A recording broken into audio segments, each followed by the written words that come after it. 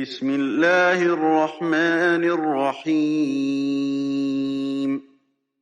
والصافات صفا فالزاجرات زجرا فالتاليات ذکرا ان الہکم لواحد رب السماوات والارض وما بينهما ورب المشارق۔ شروع اللہ کے نام سے جو بڑا مہربان نہایت رحم والا ہے۔ قسم ہے قطار در قطار صف باندھنے والے فرشتوں کی، پھر ڈانٹنے والوں کی جھڑک کر، پھر ان کی جو نصیحت سنانے والے ہیں کہ تمہارا معبود ایک ہی ہے، آسمانوں اور زمین کا رب، اور جو کچھ ان کے درمیان ہے، اور سارے مشرقوں کا رب۔ تشریح: پیغمبر کے ذریعے جن غیبی حقیقتوں کی خبر دی گئی ہے ان میں سے ایک فرشتے کا وجود ہے۔ یہاں فرشتوں کے 3 خاص کام بتائے گئے ہیں۔ ایک یہ کہ وہ مکمل طور پر خدا کے تابع ہیں، وہ ادنا سرتابی کے بغیر صف بصف اس کی تعمیل کے لیے حاضر رہتے ہیں۔ پھر فرشتوں کا ایک گروہ وہ ہے جو انسانوں پر خدائی سزا کا نفاذ کرتا ہے، خواہ وہ آفات اور حادثات کے صورت میں ہو یا کسی اور صورت میں۔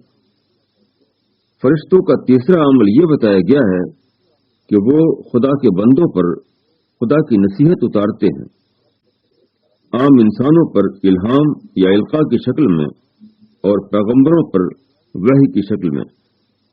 خدا ہی ان فرشتوں کا مالک ہے جن کو عام انسان نہیں دیکھتا، اور خدا ہی آسمان و زمین کا مالک بھی ہے جن کو ہر آدمی اپنی آنکھوں سے دیکھ رہا ہے۔ ایسی حالت میں خدا کے سوا جس کو بھی معبود بنایا جائے گا وہ ایسا معبود ہوگا جس کو معبود بننے کا حق نہیں۔ انا زینا السماء الدنیا بزینة الكواكب وحفظا من كل شیطان مارد لا يسمعون إلى الملأ الأعلى ويقذفون من كل جانب دحورا ولهم عذاب واصب إلا من خطف الخطفة فأتبعه شهاب ثاقب۔ ہم نے آسمان دنیا کو ستاروں کے زینت سے سجایا ہے اور ہر شرکش شیطان سے اس کو محفوظ کیا ہے۔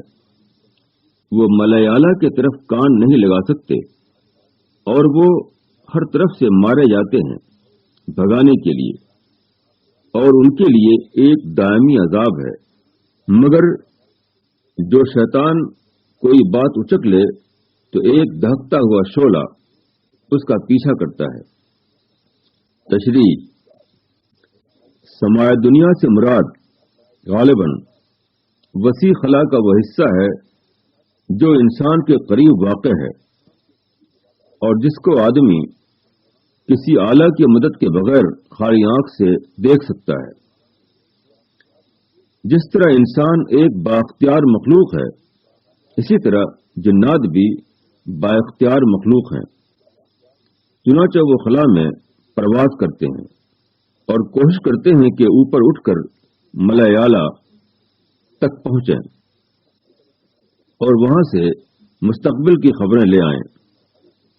مگر سماع دنیا میں اللہ تعالیٰ نے ایسے محکم انتظامات فرمائے ہیں کہ وہ یہیں سے مار کر لوٹا دیے جاتے ہیں اور اس سے اوپر جانے کا موقع نہیں پاتے۔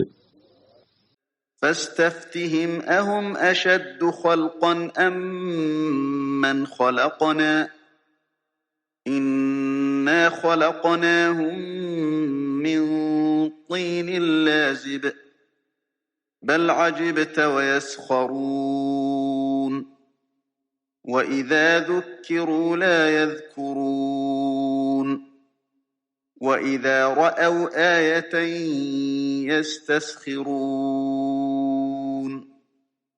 وَقَالُوا إِنْ هَذَا إِلَّا سِحْرٌ مُبِينٌ أَإِذَا مِتْنَا وَكُنَّا تُرَابًا وَعِظَامًا أَإِنَّا لَمَبْعُوثُونَ أَوَآبَاؤُنَا الْأَوَّلُونَ قُلْ نَعَمْ وَأَنْتُمْ دَاخِرُونَ بس ان سے پوچھو کہ ان کی پیدائش زیادہ مشکل ہے یا ان چیزوں کی جو ہم نے پیدا کی ہیں.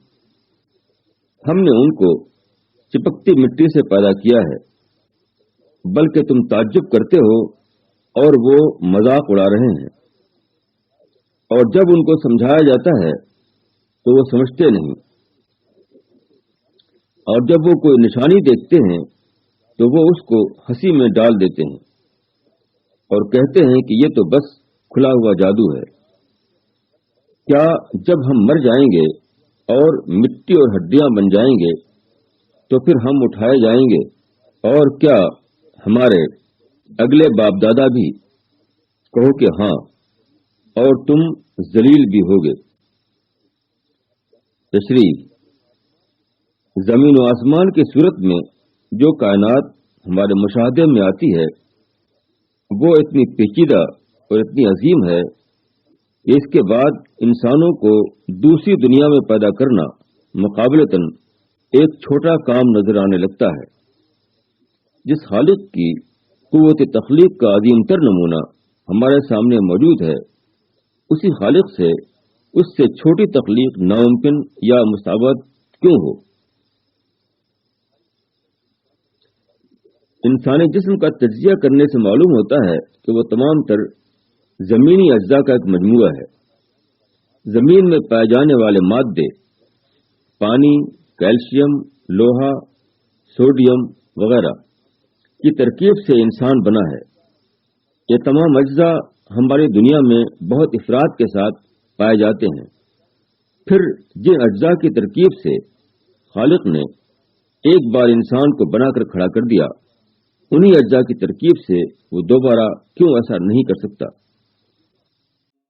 فَإِنَّمَا هِيَ زَجْرَةٌ وَاحِدَةٌ فَإِذَا هُمْ يَنظُرُونَ وَقَالُوا يَا وَيْلَنَا هَذَا يَوْمُ الدِّينِ هَذَا يَوْمُ الْفَصْلِ الَّذِي كُنتُم بِهِ تُكَذِّبُونَ احشروا الذين ظلموا وأزواجهم وما كانوا يعبدون من دون الله فاهدوهم إلى صراط الجحيم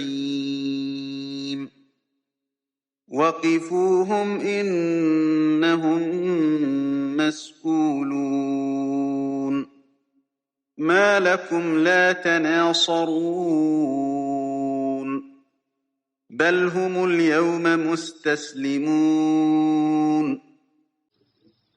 بس وہ تو ایک جھڑکی ہوگی، پھر اسی وقت وہ دیکھنے لگیں گے اور وہ کہیں گے کہ ہائے ہماری کمبختی، یہ تو جزا کا دن ہے، یہ وہی فیصلے کا دن ہے جس کو تم جھٹلاتے تھے. جمع کرو ان کو جنہوں نے ظلم کیا اور ان کے ساتھیوں کو اور ان معبودوں کو جن کی وہ اللہ کے سوا عبادت کرتے تھے. پھر ان سب کو دوزخ کا راستہ دکھاؤ اور ان کو ٹھہراؤ. ان سے کچھ پوچھنا ہے، تم کو کیا ہوا کہ تم ایک دوسرے کی مدد نہیں کرتے، بلکہ آج تو وہ فرمانبردار ہیں. تشریح: موجودہ دنیا میں اگلی زندگی کا معاملہ ایک خبر کے طور پر بتایا جا رہا ہے. آدمی اس خبر کو کوئی اہمیت نہیں دیتا، مگر آخرت میں اگلی زندگی کا معاملہ ایک سنگین حقیقت بن کر لوگوں کے اوپر ٹوٹ پڑے گا۔ اس وقت آدمی اپنی سرکشی بھول کر اپنے آپ کو خدا کے سامنے ڈال دے گا۔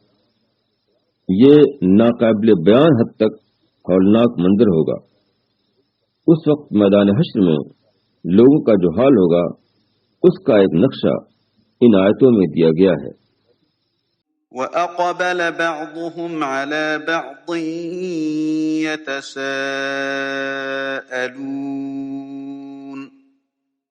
قَالُوا إِنَّكُمْ كُنتُمْ تَأْتُونَنَا عَنِ الْيَمِينِ قَالُوا بَل لَّمْ تَكُونُوا مُؤْمِنِينَ وَمَا كَانَ لَنَا عَلَيْكُمْ مِنْ سُلْطَانٍ بَلْ كُنْتُمْ قَوْمًا طَاغِينَ فَحَقَّ عَلَيْنَا قَوْلُ رَبِّنَا إِنَّا لَذَائِقُونَ فَأَغْوَيْنَاكُمْ إِنَّا كُنَّا غَاوِينَ فَإِنَّهُمْ يَوْمَئِذٍ فِي الْعَذَابِ مُشْتَرِكُونَ۔ اور وہ ایک دوسرے کی طرف متوجہ ہو کر سوال جواب کریں گے، کہیں گے تم ہمارے پاس دائیں طرف سے آتے تھے۔ وہ جواب دیں گے بلکہ تم خود ایمان لانے والے نہیں تھے اور ہمارا تمہارے اوپر کوئی زور نہ تھا، بلکہ تم خود ہی سرکش لوگ تھے۔ بس ہم سب پر ہمارے رب کی بات پوری ہو کر رہی، ہم کو اس کا مزہ چکھنا ہی ہے۔ ہم نے تم کو گمراہ کیا، ہم خود بھی گمراہ تھے۔ بس وہ سب اس دن عذاب میں مشترک ہوں گے۔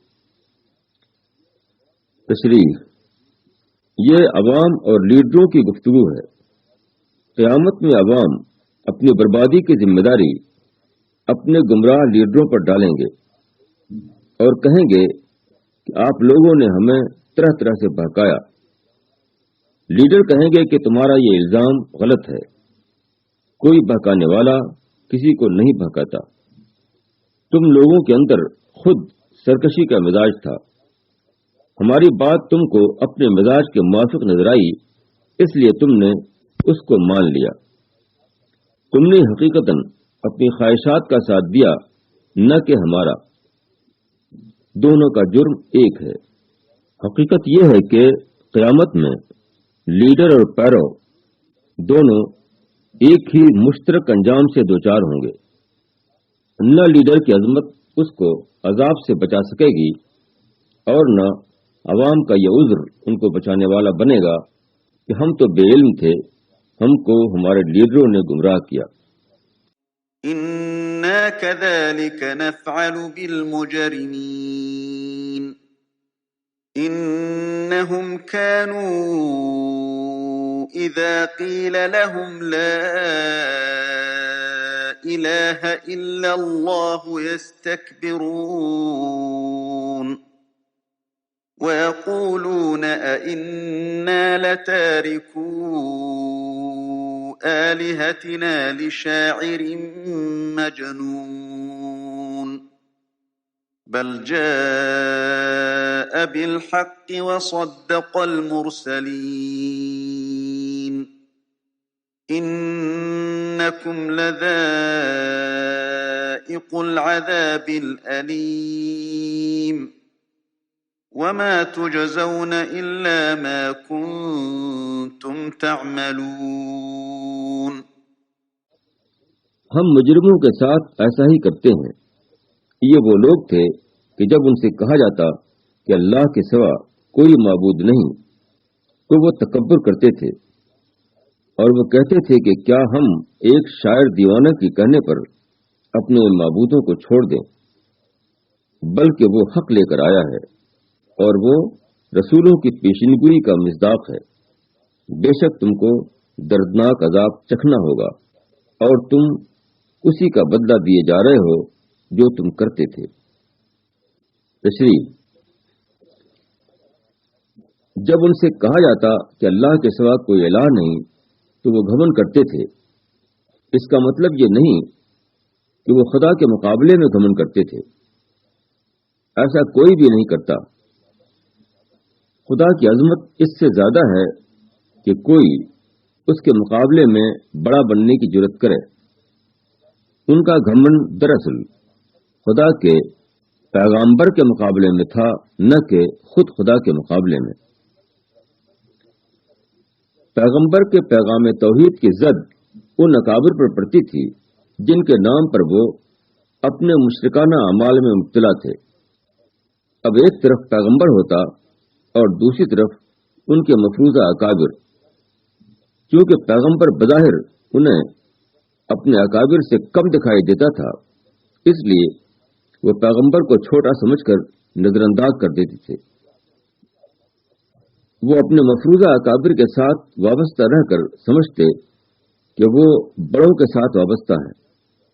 دلیل کا زور بلا شبہ پیغمبر کی طرف ہوتا تھا، مگر ظاہری عظمت انہیں اپنے بڑوں میں دکھائی دیتی تھی، اور تاریخ بتاتی ہے کہ ظاہری عظمت کے مقابلے میں دلیل کی طاقت ہمیشہ بے اثر ثابت ہوتی ہے۔ إلا عباد الله المخلصين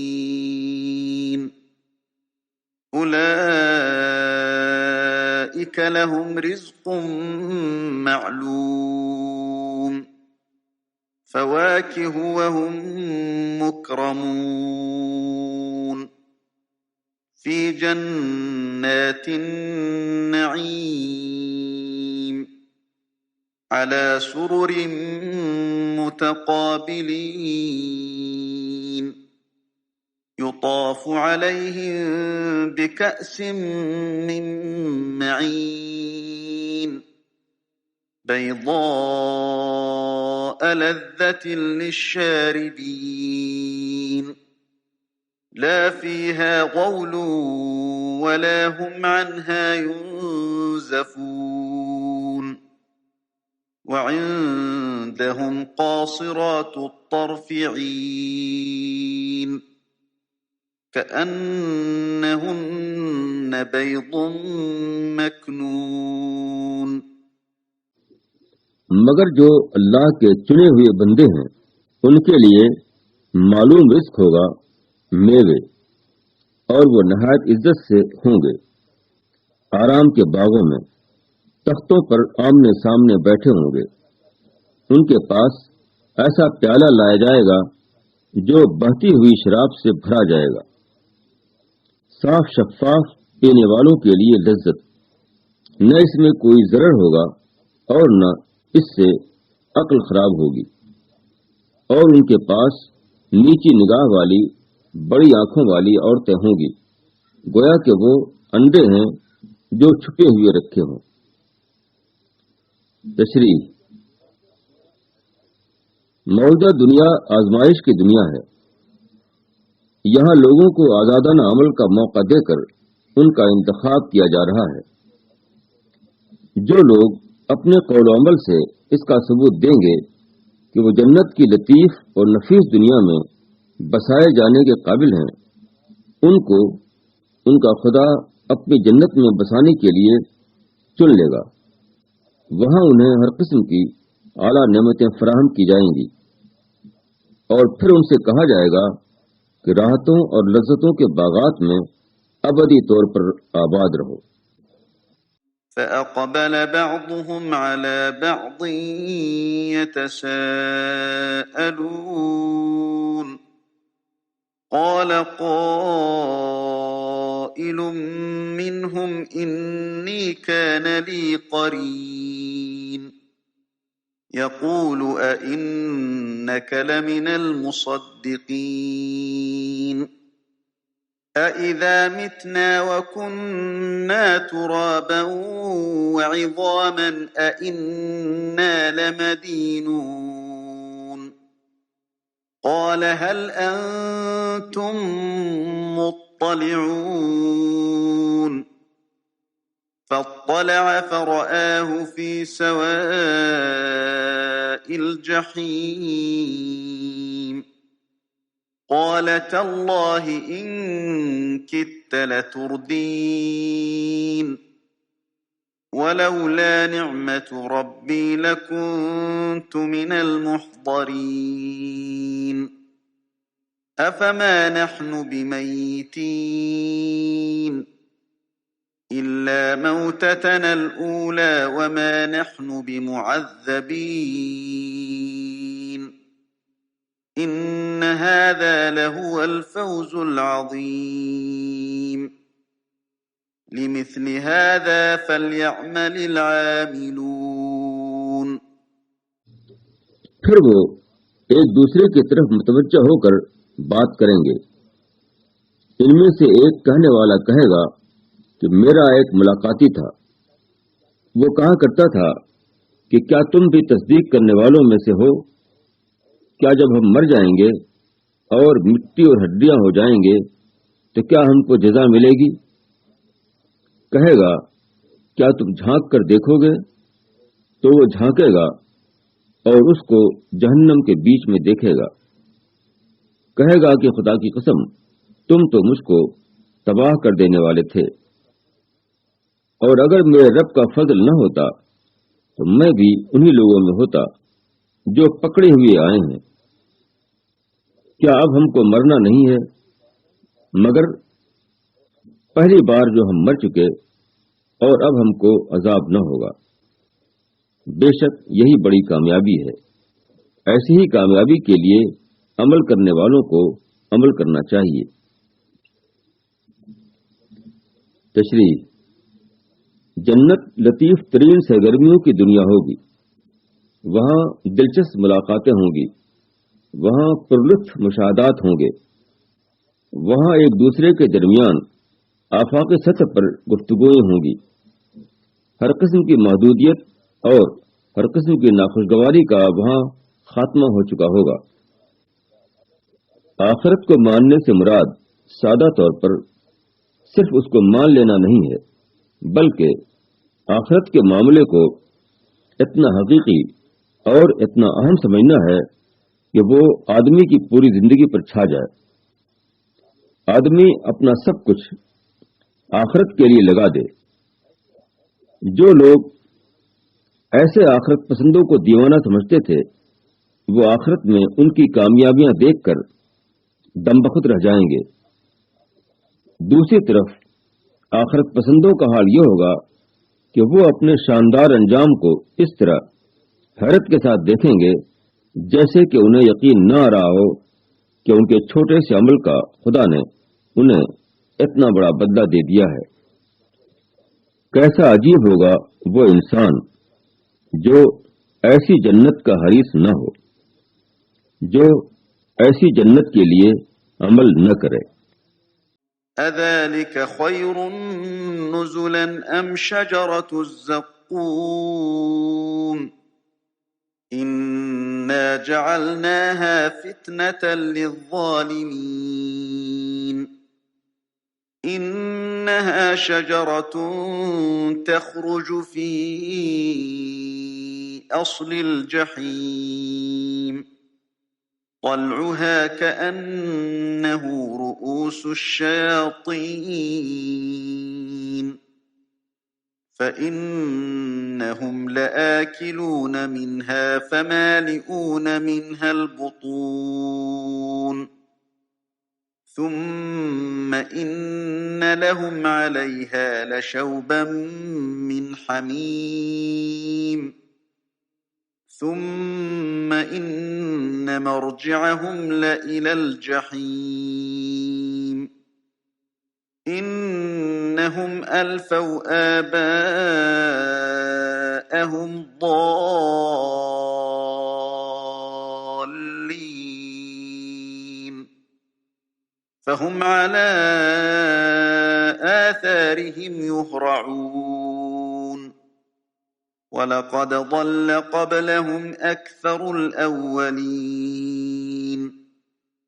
وَلَقَدْ أَرْسَلْنَا فِيهِمْ مُنذِرِينَ فانظر كيف كان عاقبة المنذرين إلا عباد الله المخلصين. یہ ضیافت اچھی ہے یا زقوم کا درخت، ہم نے اس کو ظالموں کے لیے فتنہ بنایا ہے. وہ ایک درخت ہے جو دوزخ کی تہ سے نکلتا ہے، اس کا خوشہ ایسا ہے جیسے شیطان کا سر. تو وہ لوگ اس سے کھائیں گے، پھر اسی سے پیٹ بھریں گے، پھر ان کو کھولتا ہوا پانی ملا کر دیا جائے گا، پھر ان کی واپسی دوزخی کی طرف ہوگی. انہوں نے اپنے باپ دادا کو گمراہی میں پایا، پھر وہ بھی انہی کے قدم بقدم دوڑتے رہے، اور ان سے پہلے بھی اگلے لوگوں میں اکثر گمراہ ہوئے، اور ہم نے ان میں بھی ڈرانے والے بھیجے. تو دیکھو ان لوگوں کا انجام کیا ہوا جن کو ڈرایا گیا تھا، مگر وہ جو اللہ کے چنے ہوئے بندے تھے.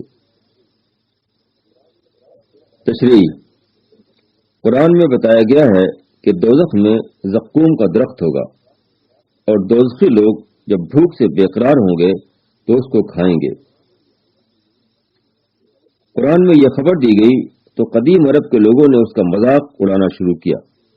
ایک سردار نے کہا کہ آتش دوزخ کے درمیان درخت کیسے اگے گا جبکہ آگ درخت کو جلاتی ہے. ایک اور سردار نے کہا محمد ہم کو زقوم سے ڈراتے ہیں، حالانکہ زقوم بربر زبان میں کھجور اور مکھن کو کہتے. ابو جہل کچھ لوگوں کو اپنے گھر لے گیا اور اپنی خادمہ سے کہا کہ کھجور اور مکھن لے آؤ. وہ لائی تو ابو جہل نے اپنے ساتھیوں سے کہا کہ لو اس کو کھاؤ، یہ وہ زقوم ہے جس کی محمد تم کو دھمکی دے رہے ہیں. اس قسم کے قرآنی بیانات مخالفین کے لیے بہترین ہتھیار تھے جن کے ذریعے وہ عوام کی نظر میں قرآن کو غیر معتبر ثابت کر سکیں. اللہ کے لیے یہ ممکن تھا کہ وہ قرآن میں ایسا لفظ استعمال نہ کرے جس میں مخالفین کے لیے شوشہ نکالنے کا موقع ہو، مگر اللہ نے ایسا نہیں کیا.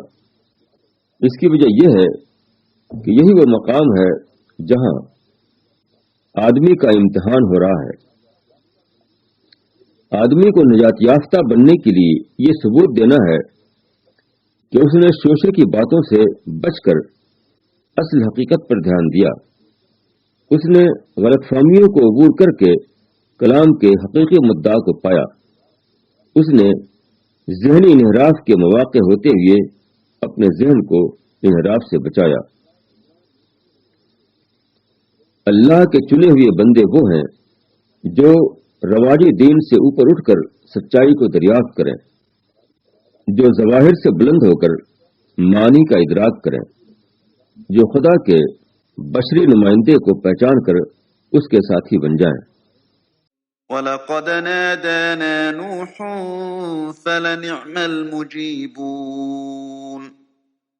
وَنَجَّيْنَاهُ وَأَهْلَهُ مِنَ الْكَرْبِ الْعَظِيمِ وَجَعَلْنَا ذُرِّيَّتَهُ هُمُ الْبَاقِينَ وَتَرَكْنَا عَلَيْهِ فِي الْآخِرِينَ سَلَامٌ عَلَى نُوحٍ فِي الْعَالَمِينَ إِنَّا كَذَلِكَ نَجْزِي الْمُحْسِنِينَ إِنَّهُ مِنْ عِبَادِنَا الْمُؤْمِنِينَ ثُمَّ أَغْرَقْنَا الْآخَرِينَ. اور ہم کو نوح نے پکارا تو ہم کیا خوب پکار سننے والے ہیں، اور ہم نے اس کو اور اس کے لوگوں کو بہت بڑے غم سے بچا لیا، اور ہم نے اس کی نسل کو باقی رہنے والا بنا دیا، اور ہم نے اس کے طریقے پر پچھلوں میں ایک گروہ کو چھوڑا. سلام ہے نوح پر تمام دنیا والوں میں. ہم نیکی کرنے والوں کو ایسا ہی بدلہ دیتے ہیں. بے شک وہ ہمارے مومن بندوں میں سے تھا، پھر ہم نے دوسروں کو غرق کر دیا۔ تشریح: حضرت نوح علیہ السلام کی قوم ان کی دشمن ہو گئی۔ انہوں نے قوم کے مقابلے میں مدد کے لیے اللہ کو پکارا تو اللہ نے بہترین طور پر آپ کی مدد کی۔ یہ الفاظ بتاتے ہیں کہ جب اللہ کا ایک بندہ اللہ کو پکارتا ہے تو اللہ کی طرف سے وہ اس کا بہترین جواب پاتا ہے۔ مگر اس معاملے کو سمجھنے کے لیے ضروری ہے کہ اس میں ایک اور بات کو شامل کیا جائے، وہ یہ کہ حضرت نوح 950 سال تک کام کرتے رہے۔ انہوں نے صبر اور حکمت اور خرخائی کے تمام آداب کو ملحوظ رکھتے ہوئے قوم کو دعوت دی۔ اس طرح لمبی مدت کے بعد وہ وقت آیا کہ وہ قوم کے خلاف اللہ کو پکاریں اور اللہ اپنی تمام طاقتوں کے ساتھ ان کی مدد پر آ جائے۔ حضرت نوح کے مخالفین ایک ہولناک طوفان میں اس طرح ہلاک ہوئے کہ ان کی پوری نسل ختم ہو گئی۔ اس کے بعد دوبارہ جو نسل چلی وہ انہی چند افراد کے ذریعے چلی جو حضرت نوح کے ساتھ کشتی میں بچا لیے گئے تھے۔ وَإِنَّ مِن شِيعَتِهِ لَإِبْرَاهِيمَ إِذْ جَاءَ رَبَّهُ بِقَلْبٍ سَلِيمٍ إِذْ قَالَ لِأَبِيهِ وَقَوْمِهِ مَاذَا تَعْبُدُونَ أَئِفْكًا آلِهَةً دُونَ اللَّهِ تُرِيدُونَ فَمَا ظَنُّكُمْ بِرَبِّ الْعَالَمِينَ۔ اور اسی کے طریقے والوں میں سے ابراہیم بھی تھا، جبکہ وہ آیا اپنے رب کے پاس قلب سلیم کے ساتھ۔ جب اس نے اپنے باپ سے اور اپنی قوم سے کہا کہ تم کس چیز کی عبادت کرتے ہو؟ کیا تم اللہ کے سوا من گھڑت معبودوں کو چاہتے ہو؟ تو خداوند عالم کے باب میں تمہارا کیا خیال ہے؟ تشریح: حضرت ابراہیم بھی اسی دین پر تھے جس دین پر حضرت نوح تھے۔ تمام نبیوں کی دعوت ہمیشہ ایک رہی ہے، وہ یہ کہ آدمی قلب سلیم کے ساتھ خدا کے ہاں پہنچے۔ قلب سلیم کے معنی ہے پاک دل، یعنی آفات سے محفوظ دل۔ یہی اصل چیز ہے جو اللہ تعالیٰ کو انسان سے مطلوب ہے۔ اللہ نے انسان کو فطرت صحیح پر پیدا کر کے دنیا میں بھیجا۔ اب اس کا امتحان یہ ہے کہ وہ دنیا کے فتنوں سے اپنے آپ کو بچائے، وہ ہر قسم کی نفسی اور شیطانی آلودگی سے پاک رہ کر خدا کے ہاں پہنچے۔ یہی پاک اور محفوظ انسان ہیں جن کو خدا اپنی جنتوں میں بسائے گا۔ شرک خدا کی تصغیر ہے۔ آدمی خدا کو سب سے بڑے کی حیثیت سے نہیں پاتا، اس لیے وہ دوسری بڑائیوں میں گم ہو کر ان کی پرستش کرنے لگتا ہے۔ فَنَظَرَ نَظْرَةً فِي النُّجُومِ فَقَالَ إِنِّي سَقِيمٌ فَتَوَلَّوْا عَنْهُ مُدْبِرِينَ فَرَاغَ إِلَىٰ آلِهَتِهِمْ فَقَالَ أَلَا تَأْكُلُونَ مَا لَكُمْ لَا تَنطِقُونَ فَرَاغَ عَلَيْهِمْ ضَرْبًا بِالْيَمِينِ فَأَقْبَلُوا إِلَيْهِ يَزِفُّونَ قَالَ أَتَعْبُدُونَ مَا تَنْحِتُونَ وَاللَّهُ خَلَقَكُمْ وَمَا تَعْمَلُونَ قَالُوا ابْنُوا لَهُ بُنْيَانًا فَأَلْقُوهُ فِي الْجَحِيمِ فأرادوا به كيدا فجعلناهم الأسفلين وقال إني ذاهب إلى ربي سيهدين رب هب لي من الصالحين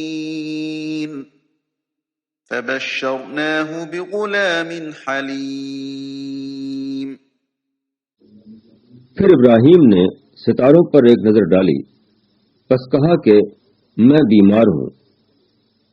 پھر وہ لوگ اس کو چھوڑ کر چلے گئے تو وہ ان کے بتوں میں گھس گیا. کہا کہ کیا تم کھاتے نہیں ہو؟ تم کو کیا ہوا کہ تم کچھ بولتے نہیں؟ پھر ان کو مارا پوری قوت کے ساتھ. پھر لوگ اس کے پاس دوڑے ہوئے آئے. ابراہیم نے کہا کیا تم لوگ ان چیزوں کو پوچھتے ہو جن کو خود تراشتے ہو، اور اللہ ہی نے پیدا کیا ہے تم کو بھی اور ان چیزوں کو بھی جن کو تم بناتے ہو. انہوں نے کہا اس کے لیے ایک مکان بناؤ، پھر اس کو دہکتی آگ میں ڈال دو. بس انہوں نے اس کے خلاف ایک کارروائی کرنی چاہی تو ہم نے انہی کو نیچا کر دیا. اور اس نے کہا کہ میں اپنے رب کی طرف جا رہا ہوں، وہ میری رہنمائی فرمائے گا. اے میرے رب، مجھ کو صالح اولاد عطا فرما. تو ہم نے اس کو ایک بردبار لڑکے کی بشارت دی. تشریح: حضرت ابراہیم کی قوم کے لوگ غالباً کسی تہوار میں شرکت کے لیے شہر سے باہر جا رہے تھے. آپ کے گھر والوں نے آپ سے بھی چلنے کے لیے کہا. آپ نے توریہ کے انداز میں ان سے معذرت کر لی. جب تمام لوگ چلے گئے تو رات کے وقت آپ بت خانے میں داخل ہوئے اور اس کے بتوں کو توڑ ڈالا. یہ آپ نے اس وقت کیا جبکہ مسلسل دعوت کے ذریعے آپ ان پر اتمام حجت کر چکے تھے. جب انہوں نے دلائل سے بتوں کا بے حقیقت ہونا تسلیم نہیں کیا تو بتوں کو توڑ کر آپ نے عمل کی زبان میں بتایا کہ ان بتوں کی کوئی حقیقت نہیں. اگر حقیقت ہوتی تو وہ اپنے آپ کو توڑے جانے سے بچا لیتے. آپ کی اس آخری کارروائی کے بعد قوم نے بھی اپنی آخری کارروائی کی. انہوں نے آپ کو آگ میں ڈال دیا، مگر اللہ نے آپ کو آگ سے بچا لیا. اس کے بعد آپ اپنے وطن عراق کو چھوڑ کر چلے گئے. اس وقت آپ نے دعا کی کہ خدایا، تو میرے یہاں صالح اولاد پیدا کر تاکہ میں اس کو تعلیم و تربیت کے ذریعے مومن و مسلم بناؤں اور وہ میرے بعد دعوت توحید کا تسلسل جاری رکھے. فلما بلغ معه السعي قال يا بني إني أرى في المنام أني أذبحك فانظر ماذا ترى. قال يا أبت افعل ما تؤمر ستجدني إن شاء الله من الصابرين. فلما أسلما وتله للجبين وناديناه أن يا إبراهيم قد صدقت الرؤيا إنا كذلك نجزي المحسنين إن هذا لهو البلاء المبين وفديناه بذبح عظيم وتركنا عليه في الآخرين سلام على إبراهيم كذلك نجزي المحسنين إنه من عبادنا المؤمنين وبشرناه بإسحاق نبيا من الصالحين وباركنا عليه وعلى إسحاق ومن ذريتهما محسن وظالم لنفسه مبين. پس جب وہ اس کے ساتھ چلنے پھرنے کی عمر کو پہنچا، اس نے کہا میرے بیٹے، میں خواب میں دیکھتا ہوں کہ تم کو ذبح کر رہا ہوں، بس تم سوچ لو کہ تمہاری رائے کیا ہے۔ اس نے کہا کہ اے میرے باپ، آپ کو جو حکم دیا جا رہا ہے اس کو کر ڈالیے، انشاءاللہ آپ مجھ کو صابروں میں سے پائیں گے۔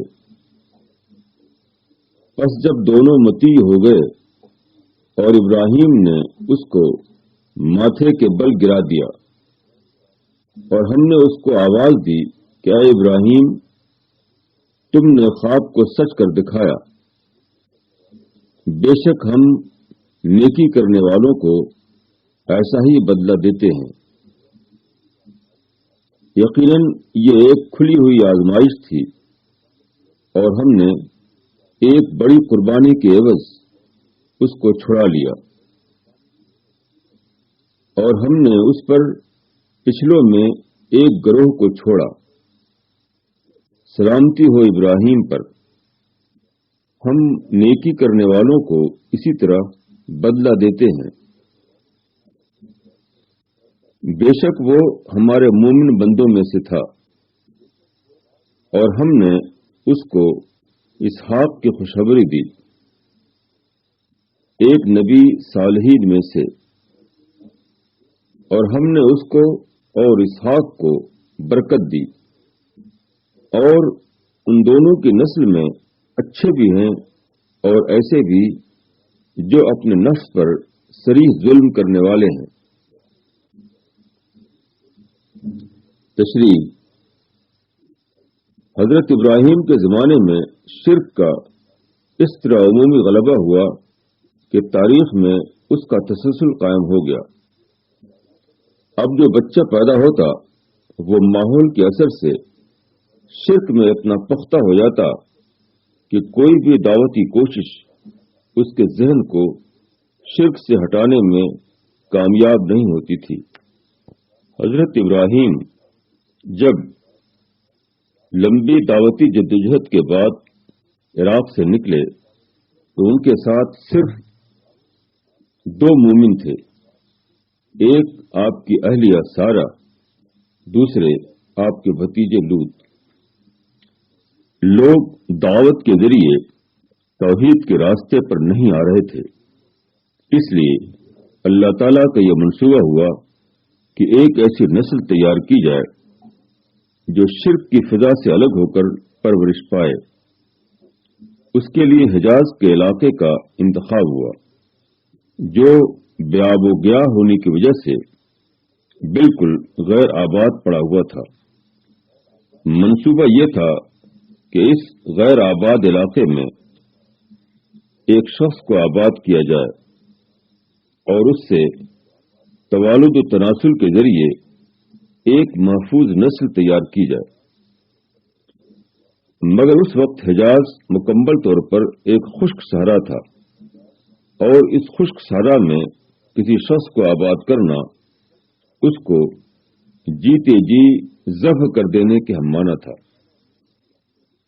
حضرت ابراہیم کو اللہ تعالیٰ نے اپنے بیٹے کے حق میں اسی ذبیحہ کا حکم دیا، اور انہوں نے پوری طرح مطیع ہو کر اپنے بیٹے کو اس ذبیحہ کے لیے حاضر کر دیا۔ حضرت ابراہیم کے دوسرے بیٹے حضرت اسحاق تھے۔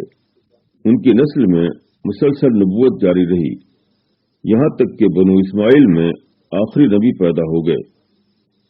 انہوں نے مذکورہ محفوظ نسل کو استعمال کر کے وہ انقلاب برپا کیا جس نے ہمیشہ کے لیے شرک کو غالب فکر کی حیثیت سے ختم کر دیا۔ وَلَقَدْ مَنَنَّا عَلَى مُوسَى وَهَارُونَ وَنَجَّيْنَاهُمَا وَقَوْمَهُمَا مِنَ الْكَرْبِ الْعَظِيمِ وَنَصَرْنَاهُمْ فَكَانُوا هُمُ الْغَالِبِينَ وَآتَيْنَاهُمَا الْكِتَابَ الْمُسْتَبِينَ وَهَدَيْنَاهُمَا الصِّرَاطَ الْمُسْتَقِيمَ وَتَرَكْنَا عَلَيْهِمَا فِي الْآخِرِينَ سَلَامٌ عَلَى مُوسَى وَهَارُونَ إِنَّا كَذَلِكَ نَجْزِي الْمُحْسِنِينَ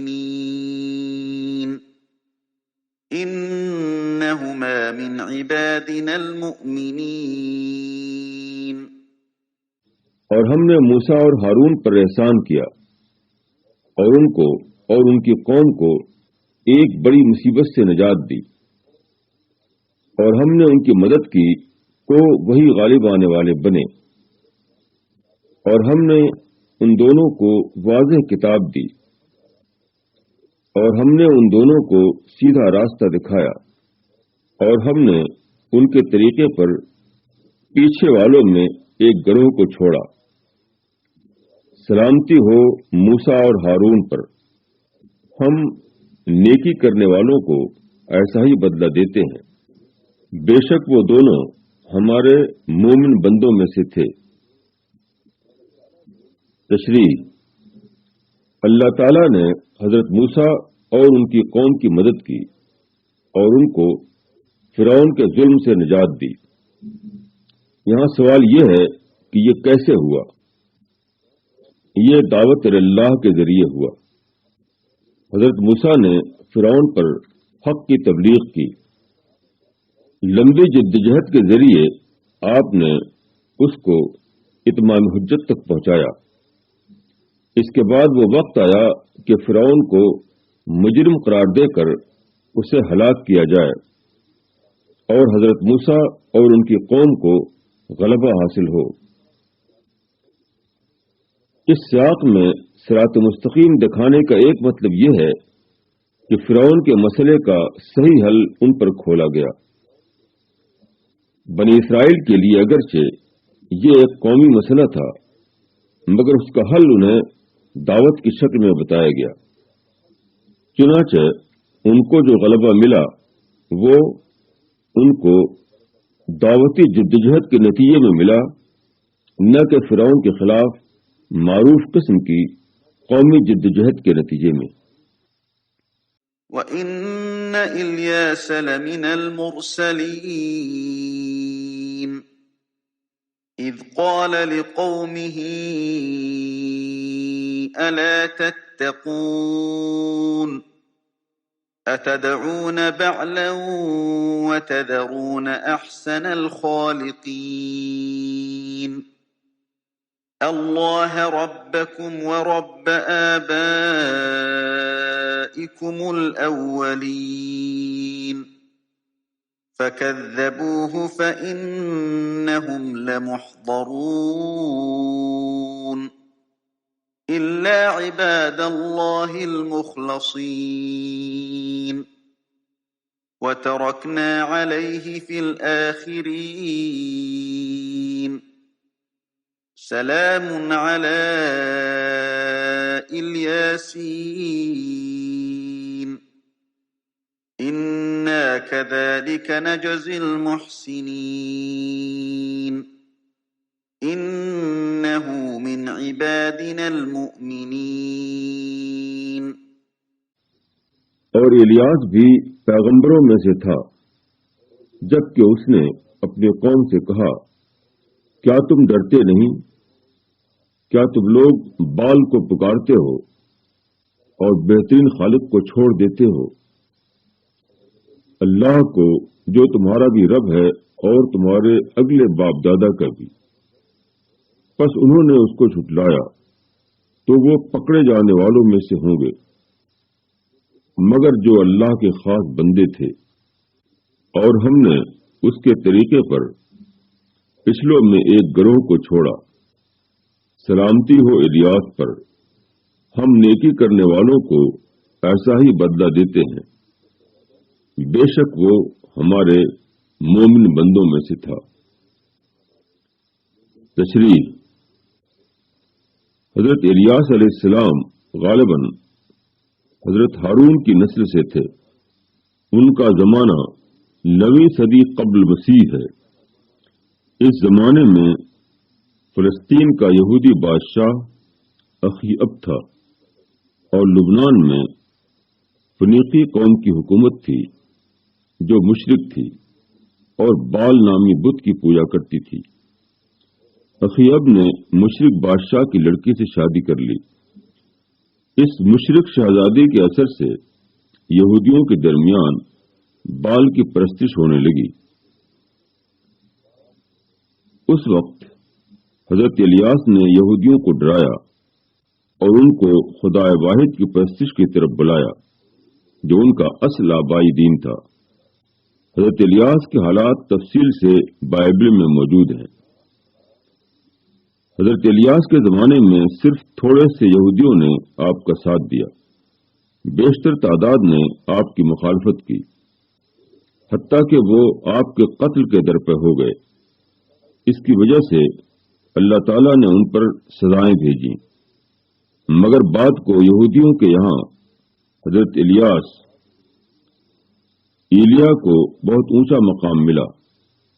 اب وہ یہودیوں کی تاریخ میں بہت بڑے نبی شمار کیے جاتے ہیں۔ وَإِنَّ لُوطًا لَّمِنَ الْمُرْسَلِينَ إِذْ نَجَّيْنَاهُ وَأَهْلَهُ أَجْمَعِينَ إِلَّا عَجُوزًا فِي الْغَابِرِينَ ثُمَّ دَمَّرْنَا الْآخَرِينَ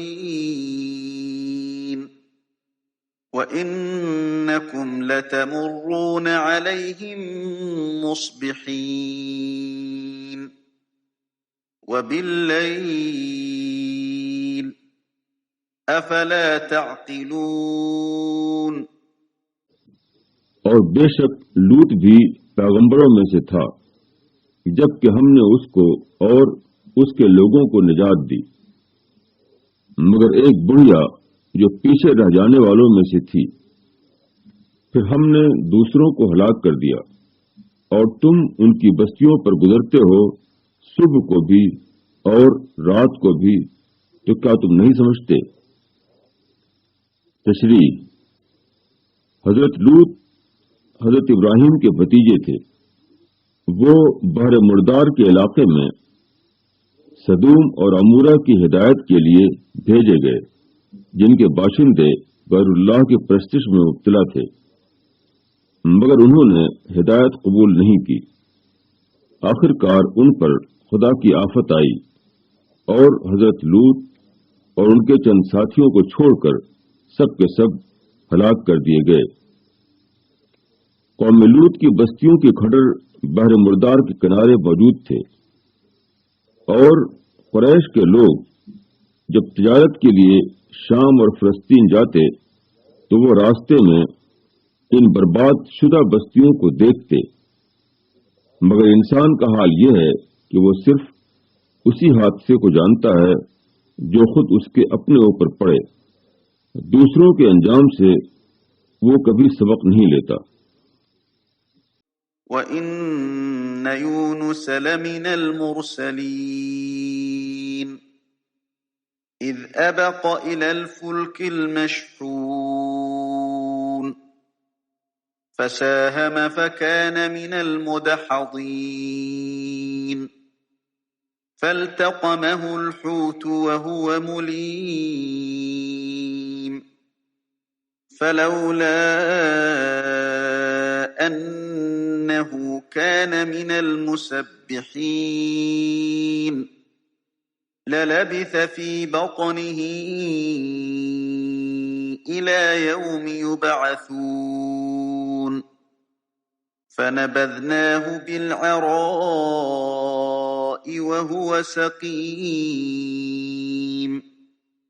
وأنبتنا عليه شجرة من يقطين وأرسلناه إلى 100,000 أو يزيدون فآمنوا فمتعناهم إلى حين اور بے شک یونس بھی رسولوں میں سے تھا، جبکہ وہ بھاگ کر بھری ہوئی کشتی پر پہنچا، پھر قرا ڈالا تو وہی خطاوار نکلا، پھر اس کو مچھلی نے نگل لیا اور وہ اپنے کو ملامت کر رہا تھا۔ بس اگر وہ تسبیح کرنے والوں میں سے نہ ہوتا تو لوگوں کے اٹھائے جانے کے دن تک اس کے پیٹ ہی میں رہتا۔ پھر ہم نے اس کو ایک میدان میں ڈال دیا اور وہ نڈھال تھا، اور ہم نے اس پر ایک بیلدار درخت اگا دیا، اور ہم نے اس کو 1,00,000 یا اس سے زیادہ لوگوں کی طرف بھیجا۔ پھر وہ لوگ ایمان لائے تو ہم نے ان کو فائدہ اٹھانے دیا ایک مدت تک۔ تشریح: حضرت یونس علیہ السلام کا زمانہ 8ویں صدی قبل مسیح ہے۔ وہ عراق کے قدیم شہر نینوا میں رسول بنا کر بھیجے گئے۔ ایک مدت تک تبلیغ کے بعد آپ نے اندازہ کیا کہ قوم ایمان لانے والی نہیں ہے۔ آپ نے شہر چھوڑ دیا۔ آگے جانے کے لیے آپ غالباً دجلہ کے کنارے ایک کشتی میں سوار ہوئے۔ کشتی زیادہ بھری ہوئی تھی، درمیان میں پہنچ کر ڈوبنے کا اندیشہ ہوا، چنانچہ کشتی کو ہلکا کرنے کے لیے قرا ڈالا گیا کہ جس کا نام نکلے اس کو دریا میں پھینک دیا جائے۔ قرا حضرت یونس کے نام نکلا اور کشتی والوں نے آپ کو دریا میں ڈال دیا۔ اس وقت خدا کے حکم سے ایک بڑی مچھلی نے آپ کو نگل لیا اور آپ کو لے جا کر دریا کے کنارے خشکی میں ڈال دیا۔ حضرت یونس نے اپنی قوم کو قبل از وقت چھوڑ دیا تھا، چنانچہ اللہ کا حکم ہوا کہ آپ دوبارہ اپنی قوم کی طرف واپس جائیں۔ آپ نے دوبارہ آ کر تبلیغ کی تو شہر کے تمام 1,00,000 باشندے مومن بن گئے۔ اس واقعے سے اندازہ ہوتا ہے کہ داعی کے لیے صبر انتہائی حد تک ضروری ہے، حتیٰ کہ اس وقت بھی جبکہ لوگوں کا رویہ بظاہر مایوسی پیدا کرنے والا بن جائے۔ فاستفتهم ألربك البنات ولهم البنون أم خلقنا الملائكة إناثا وهم شاهدون ألا إنهم من إفكهم ليقولون ولد الله وإنهم لكاذبون أصطفى البنات على البنين ما لكم كيف تحكمون أفلا تذكرون أم لكم سلطان مبين فأتوا بكتابكم إن كنتم صادقين۔ پس ان سے پوچھو کیا تمہارے رب کے لیے بیٹیاں ہیں اور ان کے لیے بیٹے؟ کیا ہم نے فرشتوں کو عورت بنایا ہے اور وہ دیکھ رہے تھے؟ سن لو، یہ لوگ صرف من گھڑت کے طور پر ایسا کہتے ہیں کہ اللہ اولاد رکھتا ہے، اور یقیناً وہ جھوٹے ہیں۔ کیا اللہ نے بیٹوں کے مقابلے میں بیٹیاں پسند کی ہیں؟ تم کو کیا ہو گیا ہے؟ تم کیسا حکم لگا رہے ہو؟ پھر کیا تم سوچ سے کام نہیں لیتے؟ کیا تمہارے پاس کوئی واضح دلیل ہے؟ تو اپنی کتاب لاؤ اگر تم سچے ہو۔ تشریح: شیطان کی ترغیب یا انسانوں کی غلط تعبیر سے اکثر غیبی حقیقتوں کے بارے میں بہت بڑی بڑی گمراہیاں پیدا ہو جاتی ہیں۔ انہی میں سے ایک فرشتوں کے متعلق کچھ لوگوں کا یہ عقیدہ ہے کہ وہ خدا کی بیٹیاں ہیں۔ یہ انتہائی حد تک بے بنیاد اور غیر معقول بات ہے۔ اس کی غلطی اس سادہ سی بات سے ثابت ہے کہ خدا کو اگر اپنی مدد کے لیے اولاد درکار تھی تو وہ اپنے لیے بیٹے بناتا، وہ اپنے لیے بیٹیاں کیوں بناتا، جو خود مشرکین کے نزدیک کمزوری کی علامت ہے۔ وَجَعَلُوا بَيْنَهُ وَبَيْنَ الْجِنَّةِ نَسَبًا وَلَقَدْ عَلِمَتِ الْجِنَّةُ إِنَّهُمْ لَمُحْضَرُونَ سُبْحَانَ اللَّهِ عَمَّا يَصِفُونَ إِلَّا عِبَادَ اللَّهِ الْمُخْلَصِينَ فَإِنَّكُمْ وَمَا تَعْبُدُونَ مَا أَنْتُمْ عَلَيْهِ بِفَاتِنِينَ إِلَّا مَنْ هُوَ صَالِ الْجَحِيمِ وَمَا مِنَّا إِلَّا لَهُ مَقَامٌ مَعْلُومٌ وَإِنَّا لَنَحْنُ الصَّافُّونَ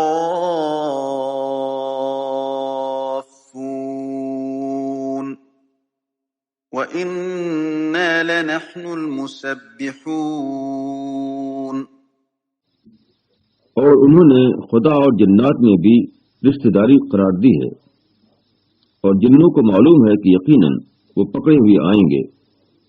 اللہ پاک ہے ان باتوں سے جو یہ بیان کرتے ہیں، مگر وہ جو اللہ کے چنے ہوئے بندے ہیں۔ پس تم اور جن کی تم عبادت کرتے ہو خدا سے کسی کو پھیر نہیں سکتے مگر اس کو جو جہنم میں پڑنے والا ہے، اور ہم میں سے ہر ایک کا ایک معین مقام ہے، اور ہم خدا کے حضور بس صف بستہ رہنے والے ہیں، اور ہم اس کی تسبیح کرنے والے ہیں۔ تشریح: گمراہ قومیں جنات کے بارے میں اس طرح کا عقیدہ رکھتی ہیں گویا کہ جنات خدا کے حریف اور مد مقابل ہیں۔ ان کا خیال ہے کہ جنوں کے ہاتھ میں بدی کی طاقتیں ہیں اور فرشتوں کے ہاتھ میں نیکی کی طاقتیں۔ یہ دونوں جس کو چاہیں مصیبت میں ڈال دیں اور جس کو چاہیں کامیاب بنا دیں، جیسا کہ مجوس خدائی میں ثنویت کے قائل ہیں۔ ان کے نزدیک یزداں نیکی کا خدا ہے اور اہرمن برائی کا خدا۔ انسان اپنے جھوٹے مفروضات کی بنا پر دنیا میں فرشتوں کی عبادت کرتا ہے، اور خود فرشتوں کا حال یہ ہے کہ وہ اللہ کے حضور تابعدار خادم کی طرح صف بستہ کھڑے رہتے ہیں اور ہر وقت صرف ایک اللہ کی بڑائی کا اعلان کرتے ہیں۔ وَإِن كَانُوا لَيَقُولُونَ لَوْ أَنَّ عِندَنَا ذِكْرًا مِّنَ الْأَوَّلِينَ لَكُنَّا عِبَادَ اللَّهِ الْمُخْلَصِينَ فَكَفَرُوا بِهِ فَسَوْفَ يَعْلَمُونَ وَلَقَدْ سَبَقَتْ كَلِمَتُنَا لِعِبَادِنَا الْمُرْسَلِينَ إِنَّهُمْ لَهُمُ الْمَنصُورُونَ وَإِنَّ جُندَنَا لَهُمُ الْغَالِبُونَ فَتَوَلَّ عَنْهُمْ حَتَّى حِينٍ وَأَبْصِرْهُمْ فَسَوْفَ يُبْصِرُونَ۔ اور یہ لوگ کہا کرتے تھے کہ اگر ہمارے پاس پہلوں کی کوئی تعلیم ہوتی تو ہم اللہ کے خاص بندے ہوتے، پھر انہوں نے اس کا انکار کر دیا تو عنقریب وہ جان لیں گے، اور اپنے بھیجے ہوئے بندوں کے لیے ہمارا یہ فیصلہ پہلے ہی ہو چکا ہے کہ بے شک وہی غالب کیے جائیں گے، اور ہمارا لشکر ہی غالب رہنے والا ہے۔ تو کچھ مدت تک ان سے اعراض کرو اور دیکھتے رہو، عنقریب وہ بھی دیکھ لیں گے۔ تشریح: قدیم زمانے میں عربوں کا حال یہ تھا کہ جب وہ سنتے کہ یہود نے اور دوسری قوموں نے اپنے رسولوں کا انکار کیا تو وہ پرفخر طور پر کہتے کہ یہ لوگ بہت بدبخت تھے، اگر ہمارے پاس رسول آتا تو ہم اس کی قدردانی کرتے اور اس کا ساتھ دیتے، مگر جب ان کے اندر اللہ نے ایک رسول بھیجا تو وہ اس کے منکر ہو گئے، جس طرح دوسرے لوگ اپنے رسولوں کے منکر ہوئے تھے۔ ایسا حق آدمی کو خوب دکھائی دیتا ہے جس کی زد دوسروں پر پڑتی ہو، مگر جس حق کی زد خود آدمی کی اپنی ذات پر پڑے اس سے وہ اس طرح بے خبر ہو جاتا ہے جیسے اس کو دیکھنے کے لیے اس کے پاس آنکھ ہی نہیں۔ حق کے داعیوں کی بات کو لوگ نظر انداز کرتے ہیں، وہ بھول جاتے ہیں کہ حق کے داعی اس دنیا میں خدا کے لشکر ہیں۔ حق کے داعیوں کی بات ہر حال میں بلند و بالا ہو کر رہتی ہے، خواہ مخالفت کرنے والے اس کی کتنی ہی زیادہ مخالفت کریں۔ أَفَبِعَذَابِنَا يَسْتَعْجِلُونَ فَإِذَا نَزَلَ بِسَاحَتِهِمْ فَسَاءَ صَبَاحُ الْمُنذَرِينَ وَتَوَلَّ عَنْهُمْ حَتَّى حِينٍ وَأَبْصِرْ فَسَوْفَ يُبْصِرُونَ سبحان ربك رب العزة عما يصفون وسلام على المرسلين